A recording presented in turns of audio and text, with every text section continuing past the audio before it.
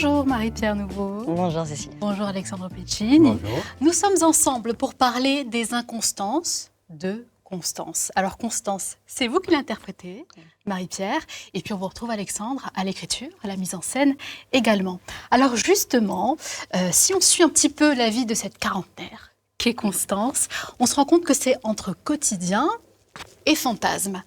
Comment on arrive justement à mêler ces deux mondes, ces deux univers, et surtout, pourquoi on en a envie ? Bon, je crois que dans la vraie vie, ils sont toujours aussi plus ou moins mêlés. C'est un peu...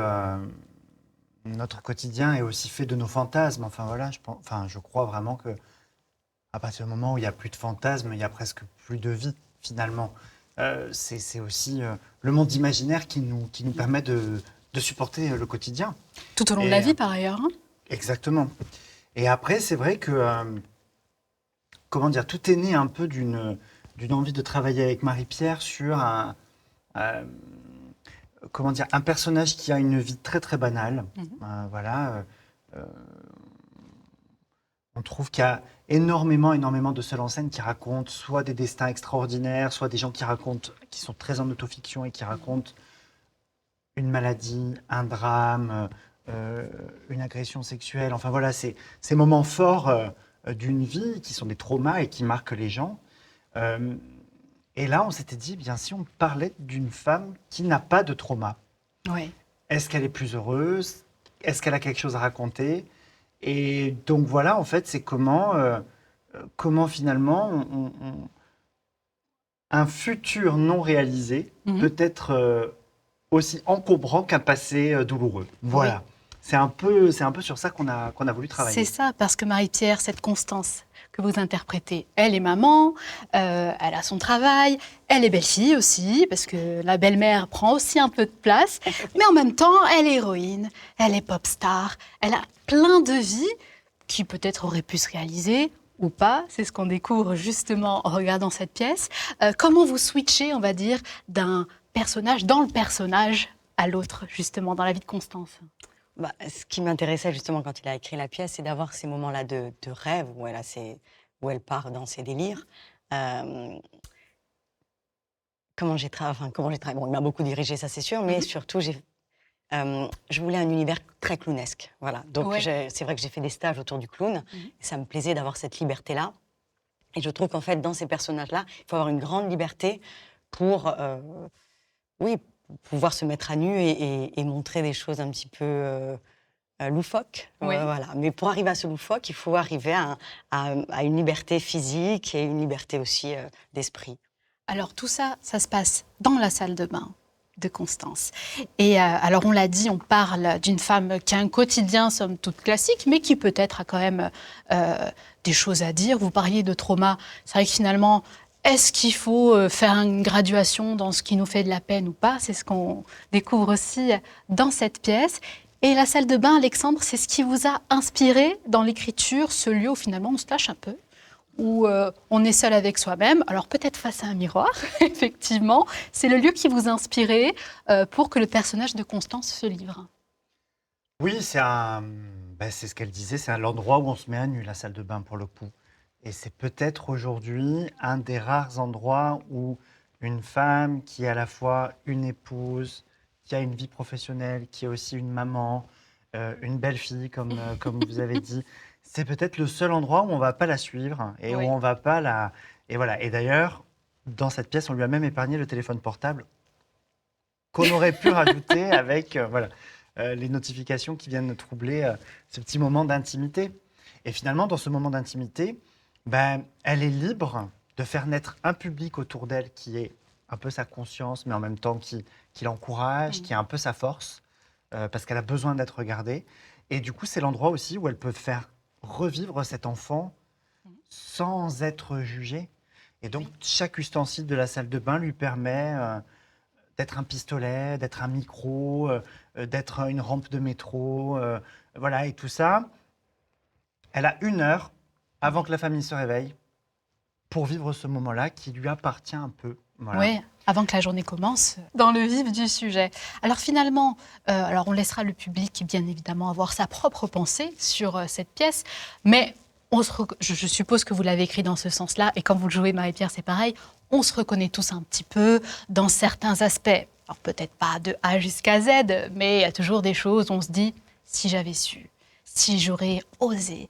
Est-ce que, sans nous dévoiler votre vie bien sûr, il y a quelques aspects de Constance dans ses fantasmes, ou peut-être dans sa façon de voir le monde, qui vous ont aidé à le nourrir par rapport à votre parcours de comédienne, un petit peu de chanteuse aussi à un moment donné, parce qu'on en parle aussi dans le chemin de Constance. Qu'est-ce qui vous a justement inspiré et peut-être nourri chez Constance? Alors, je voulais que ça parle beaucoup de la chanson. Voilà, parce que c'est vrai que c'est quelque chose que j'ai pas voulu faire dans ma vie au tout début. Et après, ça m'a manqué, mais bon, ça a été un choix. Et puis finalement, si je revenais en arrière, je pense que je ferais la même chose. Et voilà, donc je voulais à tout prix. Et puis comme ça devient un besoin, la chanson maintenant, je voulais que le spectacle, il y ait du chant. Voilà, voilà, ça me tenait à cœur. Et je pense que c'est toujours important de mettre effectivement un peu de sa personne. Oui, c'est ce qui compte le plus. C'est là où le personnage va naître véritablement, de mettre de l'intime dans une fiction. Voilà. Puis ça aide peut-être aussi au petit moment de folie, de se dire, bon, dans la vie, je me tiens un peu, parce que peut-être à part dans votre salle de bain, on ne viendra pas vérifier, je vous rassure. Mais peut-être aussi que c'est la fameuse catharsis qu'on connaît tous du théâtre, de se dire, là, j'ai l'occasion de dire ce que j'oserais pas dire ou de faire ce que j'oserais pas faire. Oui, c'est ça, c'est gagner en liberté pour arriver à ça. Après, c'est pas... Dans le travail, on passe par un peu toutes les étapes. Mais on trouve à un moment donné cette liberté-là. En tout cas, je fais ce métier pour ça, ça c'est sûr. Ça, c'est sûr. Alors, il y a des moments comiques aussi, des moments un petit peu plus sérieux. On laissera le public découvrir tout cela. Je pense par exemple à cette quiche, Alexandre, qui a été le sujet de bien des réflexions et des débats.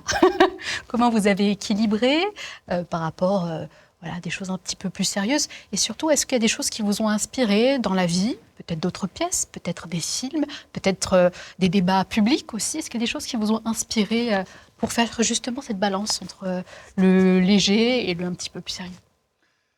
C'est vrai que, et ça a été un peu un travail aussi de recherche pour l'actrice, c'est vrai que, comment dire, comme elle a quelque chose en elle de profondément frustré, comme elle est dans la rumination, comme elle est dans quelque chose comment dire, de non accompli, on trouvait intéressant que l'objet de la colère puisse être complètement banal, anodin. Donc là, c'est la quiche.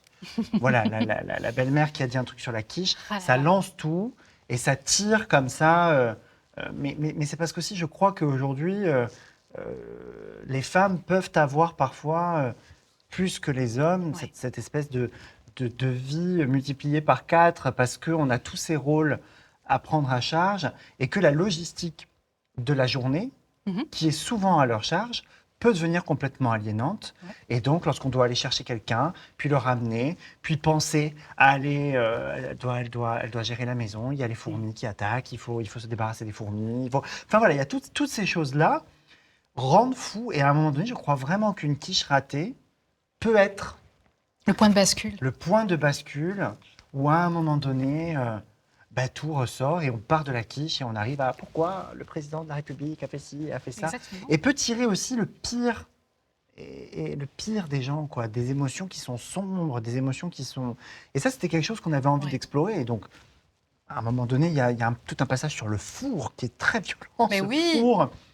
C'est la cause aussi de ce problème de quiche. Mais c'est à cause du four, bien sûr. C'est vrai. Et voilà, et donc c'est vrai qu'elle raconte à la fois des choses tragiques sur le ton de la comédie, bien sûr. Et d'un coup, des choses qui sont anodines peuvent d'un coup prendre une place énorme. Et ça, je trouvais que c'était vraiment intéressant à explorer. Oui, c'est ça. Comme le public le découvrira, il y a ce four, mais aussi des choses plus sérieuses. Je pense notamment aux hommes dans les transports qui ne sont pas forcément toujours très gentlemen avec ces dames. La charge mentale, vous en parliez, parce que votre chéri dans la pièce, il a son caractère aussi. Donc le public va découvrir tout ça dans Les Inconstances de Constance. Donc merci à tous les deux. Merci beaucoup. Cécile.